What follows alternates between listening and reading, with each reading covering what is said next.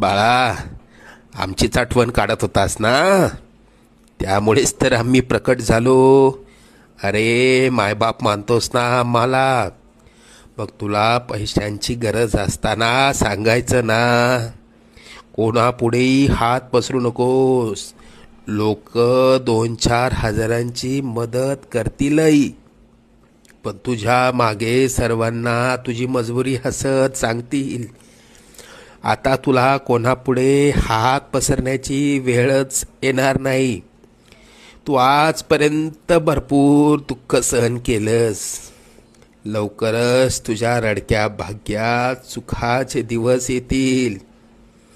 तुझ्या मनात असलेली इच्छा पूर्ण होऊन अक्कलकोटला पेढे घेऊन येणं होईल. येशील ना आम्हाला भेटायला अक्कलकोटला? सगळं मनासारखं होईल. निश्चिंत राहा.